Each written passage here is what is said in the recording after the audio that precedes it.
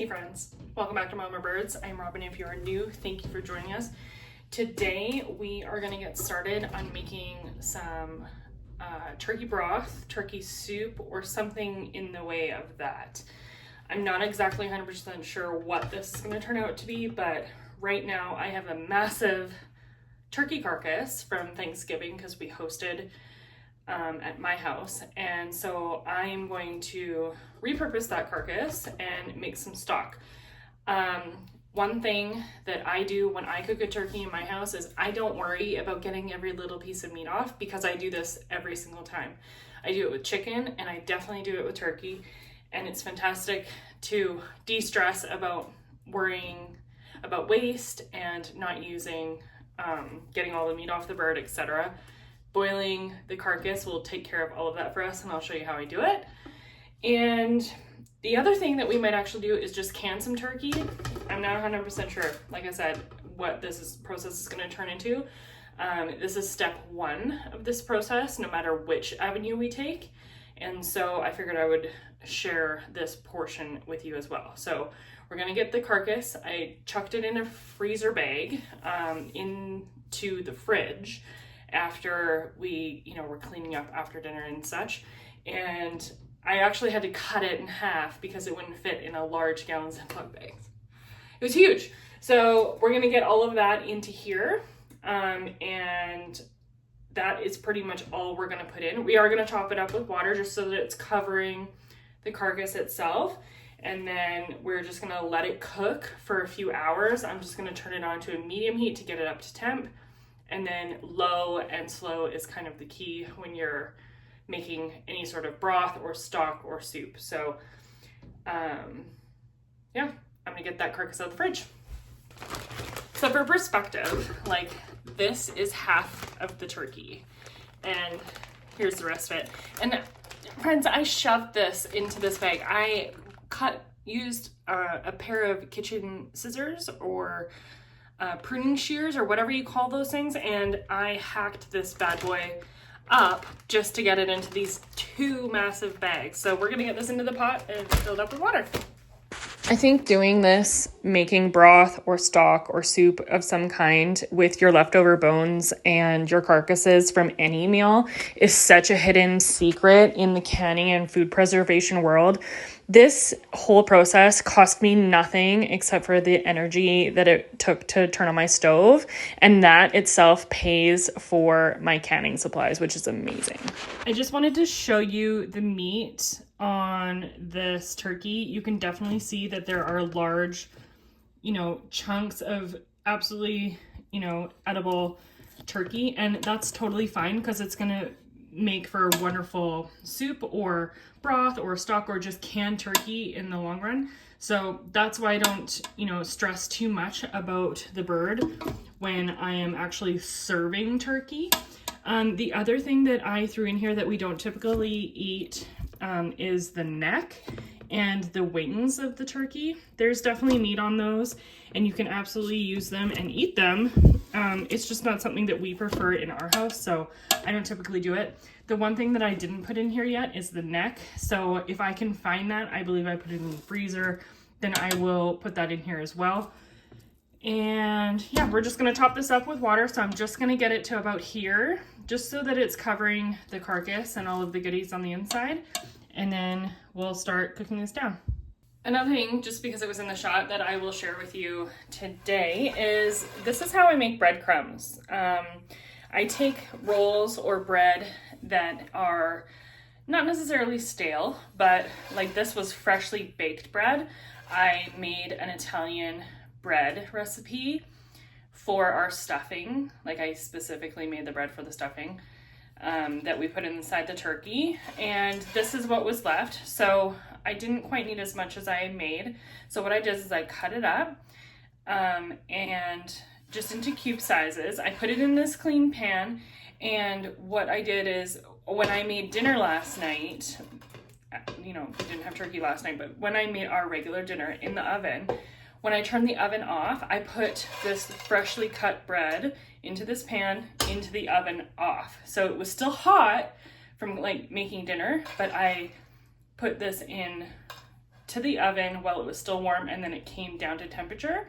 I left it in the oven overnight and woke up this morning, and now we have these like beautiful crunchy breadcrumbs.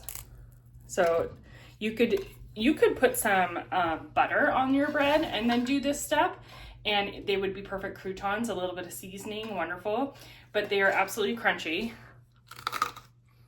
Very dry, very crunchy, but they're not like cooked.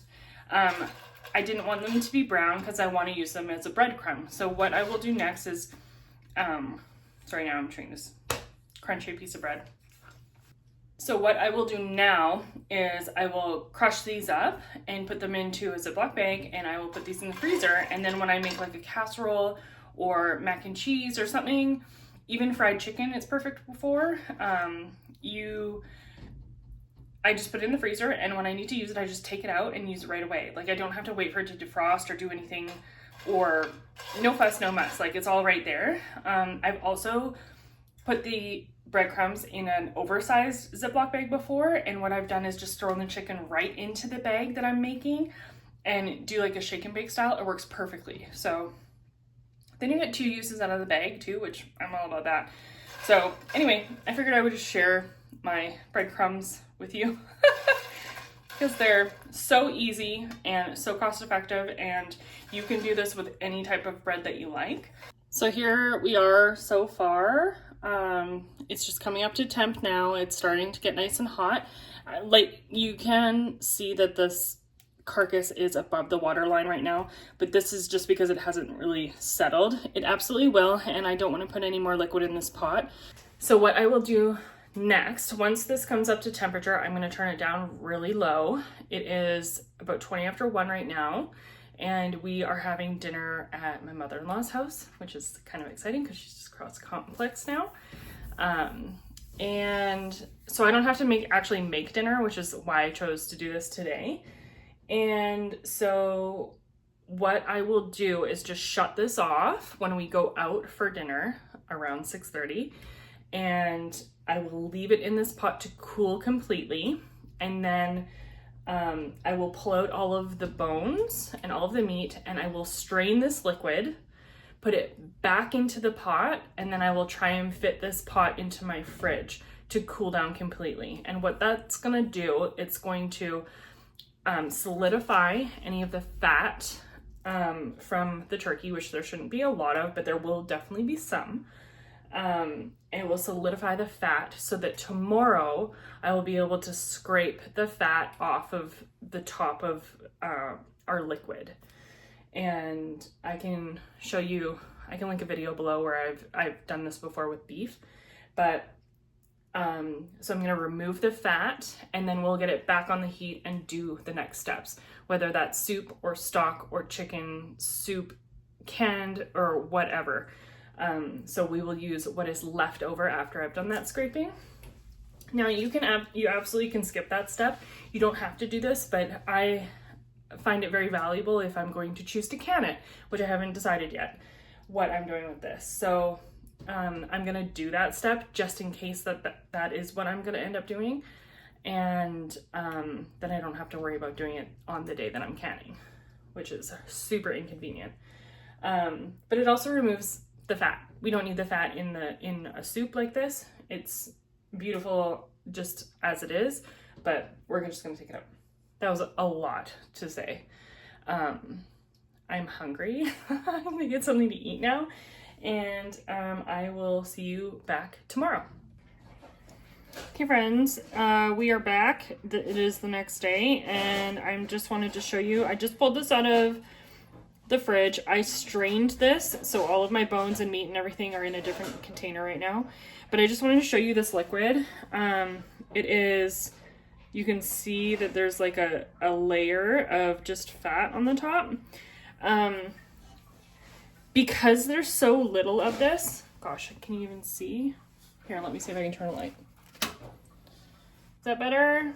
I don't know. Okay, well, you can see that there's a layer of fat on the top. It is just so minimal though, so I'm not gonna worry about it. But I'm hoping you can see how like gelatinous this liquid is. I don't know, maybe.